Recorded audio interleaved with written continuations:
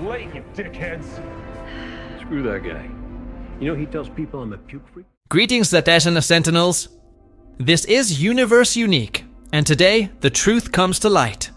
They rewrote the past, right in front of our eyes. In a single line, John Cena dropped the bomb. Previously in the DCEU. Wait, DCEU? What do you mean? Since when was the first season of Peacemaker canon in James Gunn's universe? The answer is simple and absurd at the same time. James Gunn didn't just reboot the universe. He acted as if it had always been this way. And the worst part, he made it look like nothing had changed. But it did. A lot. If you enjoy this type of content, with heavy analysis, cross-references, and zero filler, subscribe to the channel now. We're about to hit an important subscriber milestone, and your support is what keeps this project alive. Each new subscriber here is like one more ally on the front lines of the geek resistance. You blinked, and DC was rebooted. It all starts with a subtle illusion.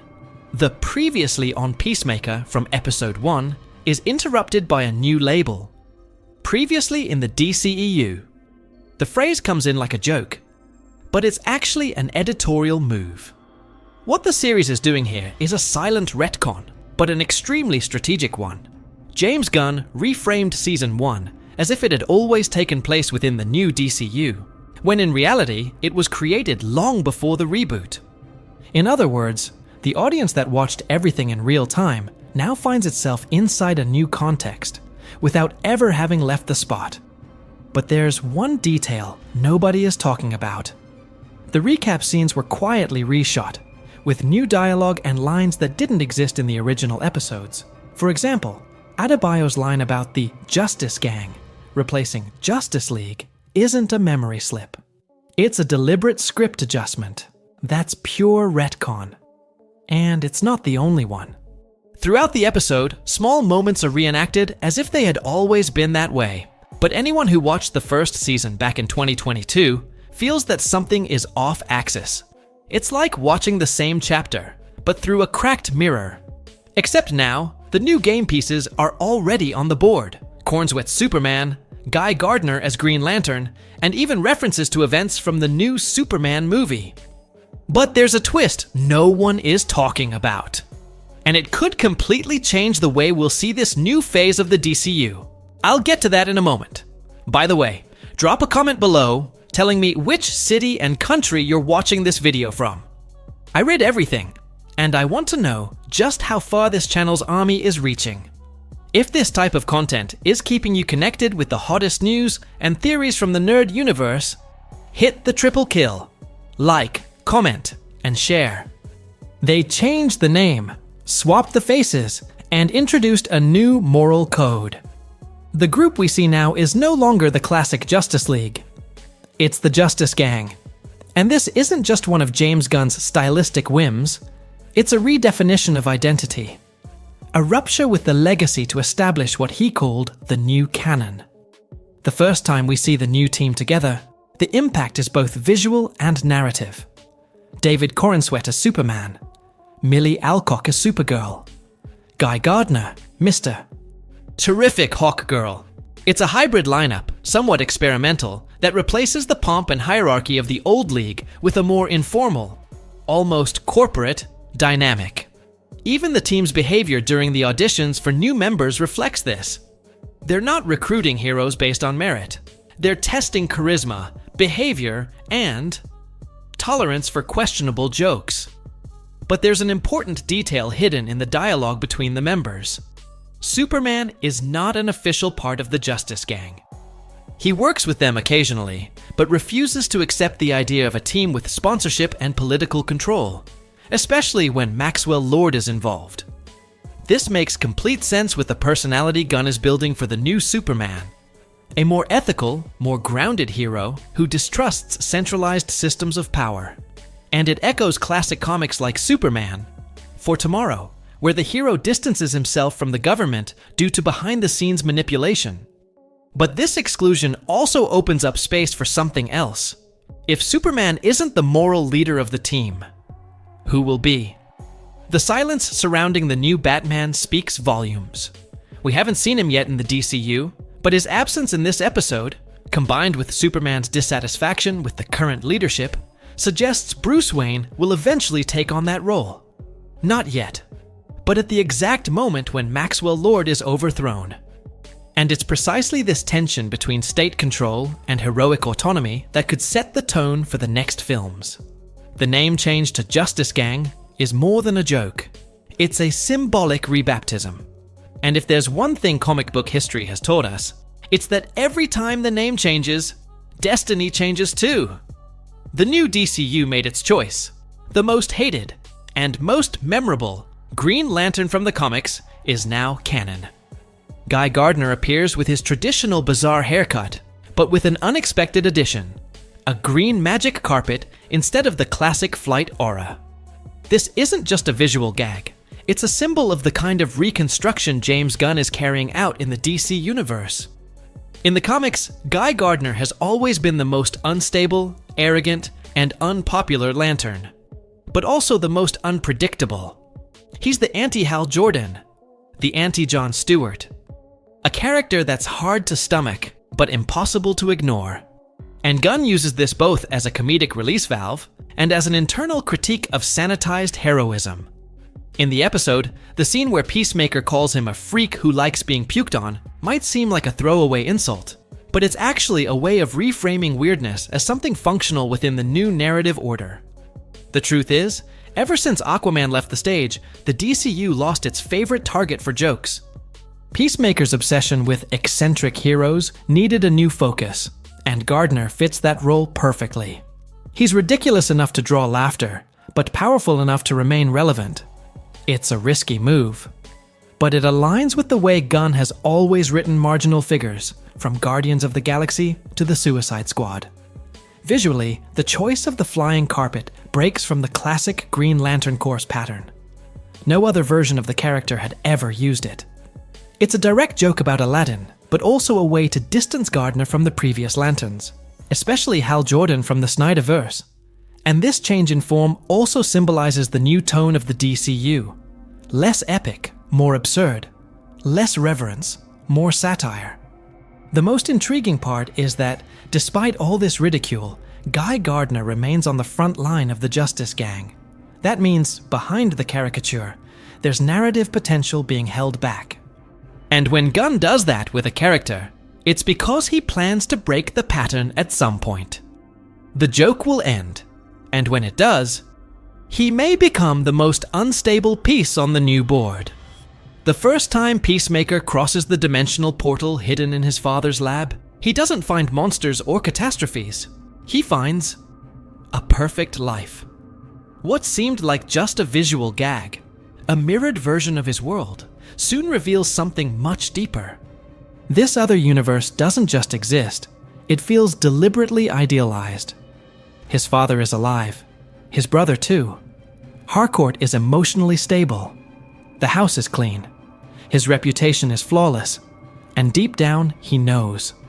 This isn't a dream. It's a direct provocation of what he never had. The narrative device used here is more than a science fiction trope. The concept of the 99 portals, revealed by Gunn as part of Peacemaker's father's quantum space, turns the series into a multiversal platform. Each door, a possible universe, but what he finds right away is not just a possibility, it's an ideal. A version of himself that achieved everything he destroyed. This changes the season's dynamic. The fight is no longer against an external villain. It's against the temptation of replacing his own life with a better version. And this is where the mirror metaphor gains weight. When Peacemaker sees his own helmets duplicated at the entrance to the other universe, he doesn't understand immediately, but the audience does. The symmetry is too precise to be coincidence. This alternate dimension didn't appear by accident. It was built narratively to seduce him, to show him what he could have been if he hadn't been shaped by violence, a racist father, and guilt. It's an emotional trap, and it's powerful. The most symbolic moment of the episode is when he sees that reality's father approach and, instead of attacking, simply say, "I love you, son." 3 words the original Peacemaker never heard. Not once. This simple gesture shatters any barrier of irony or humor. It's no longer just fiction. It's trauma turned into a scene. And for the first time, he hesitates. He thinks. He considers staying. But there's something about this perfection that starts to feel artificial. The brothers' version, the newspaper on the table, the trophies on the wall, the alternate team of heroes. Everything is just a little too polished. And the most revealing detail may lie in the duplicated helmets. Who created that collection? And why has that other Peacemaker never appeared? Until now. There's still a missing piece to this equation. And it isn't just emotional, it's structural. Someone or something is manipulating this parallel reality. And Peacemaker hasn't realized it yet. But it's already past time to be suspicious. The scene happens abruptly, almost silently. A stumble, a poorly calculated fight, and the original Peacemaker kills his own variant. Not with a speech, not with a calculated plan. With an accident. With an out-of-control jet from a propulsor backpack. But the most unsettling part isn't the death itself. It's the look of surprise. The protagonist, for a brief second, seems unable to believe what he's done. And right after, he accepts it. This is the season's turning point. The multiverse, which once seemed like a conceptual playground, becomes the stage for an irreversible decision. Peacemaker killed the best version of himself, and now he's faced with the possibility of taking on his identity, his place, his relationships, his world. It's the classic ethical dilemma of speculative fiction. If you find a perfect life and can steal it without being discovered, would you do it? The series gives the answer without speaking it aloud. The cut to black after the murder isn't just stylistic, it's symbolic. From here on, Peacemaker's identity collapses. He no longer knows if he is the original version or just the one that survived. This echoes classic comic book themes, like the Injustice arc, where Superman breaks with his own morality after a tragedy, or even Age of Apocalypse, with alternate versions of heroes living inverted dilemmas. There's a growing discomfort in the way the series portrays this transition. The protagonist doesn't try to justify himself. He just looks at the body, hesitates, and starts to move. No tears. No explicit guilt. Just a choice made in the dark. And that's where the series succeeds. It doesn't explain, it provokes. The question is no longer, will he tell the truth? The question now is, what if this is the version the DCU keeps? James Gunn knows how to work ambiguity. Since Super and Guardians, he has shown that broken heroes are more interesting than perfect ones. And here, he creates a moral dilemma that should drag on through the entire season. Peacemaker committed a murder. And it wasn't against an enemy. It was against himself. Or worse, against the man he could have been. Now the doubt is different. Is this reality really as perfect as it seems? Because if the alternate Peacemaker was so complete, so accomplished, why was he in that room, alone, armed and on guard? Something doesn't add up. Something that was about to explode. And perhaps, by stepping into this new life, Peacemaker has placed himself in an even more dangerous position than the one he left behind. While Peacemaker sinks into an existential dilemma, the other protagonist of the series, the one nobody expected, gets his own narrative arc. Eagly, the pet eagle, is not only back, but now has a declared enemy. Red Saint Wild, played by Michael Rooker. And yes, James Gunn took this seriously, to the point of building an entire subplot where Eagly is treated as a kind of parallel hero. A hero with a rival, an opening choreography, and standout scenes. Red Saint Wild is introduced as a hunter obsessed with Eagly. The dynamic between them recalls the classic archetype of a villain who pursues the mascot out of pure obsession. Except the series treats it with unexpected solemnity. The music swells, the camera slows, the shots mimic epic rivalry films. It's as if we were watching an animal version of Batman vs. Joker. The tone is absurd, but intentional. James Gunn had already done this with Rocket Raccoon in Guardians. But here, he takes it further. he transforms Eagly into a symbol of the series, a mascot that goes beyond comedy and becomes an element of narrative tension. Proof of this is the attention given to the new musical opening number. Eagly not only appears, but has his own movements. He dances, he spins, he interacts with other characters. And this isn't just a visual effect, it's building attachment. The introduction of Red Saint Wild also raises a behind-the-scenes question. Michael Rooker had already played Savant in the Suicide Squad, and now he returns with a new character, without any direct connection, at least for now. This isn't unprecedented in the DCU or Gunn's work, as he has reused actors in different roles before. But in the context of the series, this reuse may point to something bigger. The emergence of recurring multiversal figures. Characters who repeat with small variations in different realities. This subplot, seemingly parallel, also works as narrative relief. It breaks the dramatic weight of the main arc without weakening the storyline. And more than that, it reinforces the tone of the season. A universe where even mascots have complete arcs. Where even an eagle can have a mortal enemy, and where absurdities, even the most improbable, are treated with the same seriousness as a Greek tragedy. The lingering question is, why is Gunn spending time on this now? The answer may lie in the balance he's trying to build. While Peacemaker faces dilemmas of identity and murder, Eagly represents instinct, pure impulse. A character who doesn't think. He just reacts. And maybe, by the end of the season, the logic of instinct, the logic of the eagle, will be what saves Peacemaker from his own collapse. In the middle of Peacemaker's emotional chaos and Eagly's comic eccentricity, a quieter storyline begins to unfold. And it may be the most important of all.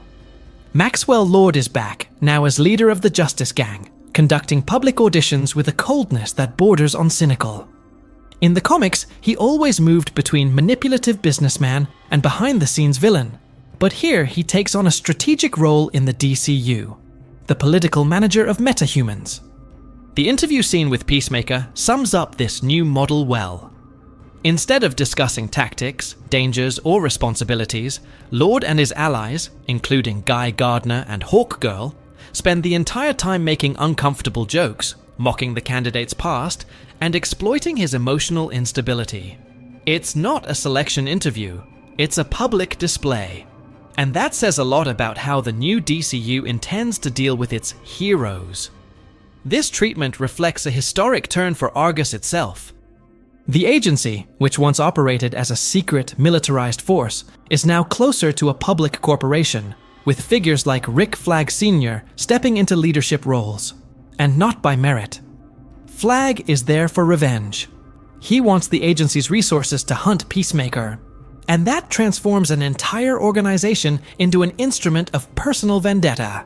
The tension grows when we see characters like Adebayo trying to remain relevant amid the chaos. She, who exposed Amanda Waller's secrets in the first season, now lives on the sidelines, emotionally drained and disconnected from her own mission. Peacemaker's original group hasn't just fallen apart, it has been politically dismantled. Each one isolated, each one in ruins. The series uses this breakdown to show something bigger. The instability of the DCU itself. Nothing is solid. No team is reliable. And figures like Maxwell Lord emerge precisely in these authority vacuums. This has happened before in the comics. In the Infinite Crisis era, Lord manipulated the Justice League from within, planting distrust and sabotage. Here, the pattern repeats, but in an even subtler way. The most symbolic detail lies in the phone used by Economos, Lord Tech technology. That's no coincidence. It's infiltration. Lord isn't just running a team, he's connecting the entire system. He controls communications, reputations, and narratives. And in this kind of scenario, where surveillance is power, any hero who dares to act on their own becomes a problem to be eliminated.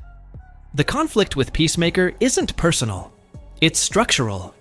He represents a kind of heroism that no longer fits the mold, unpredictable, violent, impulsive.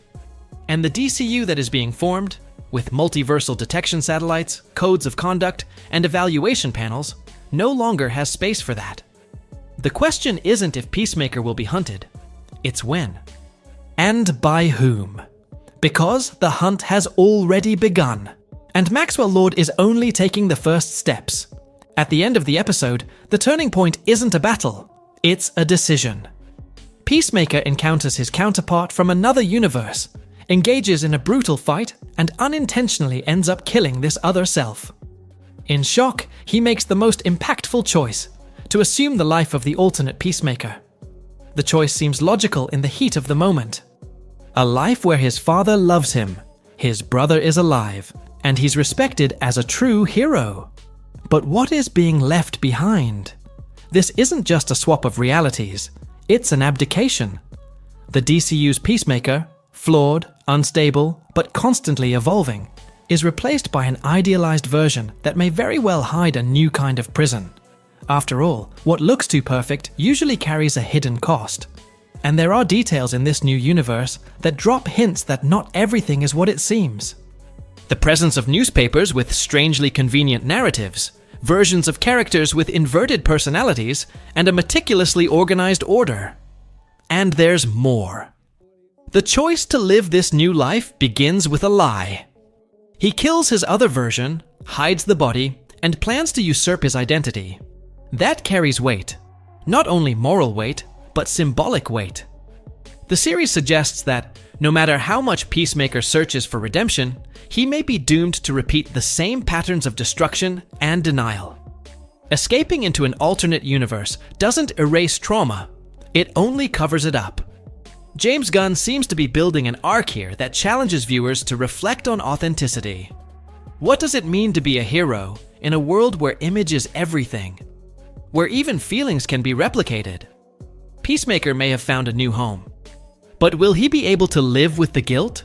And more importantly, what really lies behind this perfect universe? Because if there's one thing James Gunn never delivers, it's a happy ending without consequences. And now I want to know from you.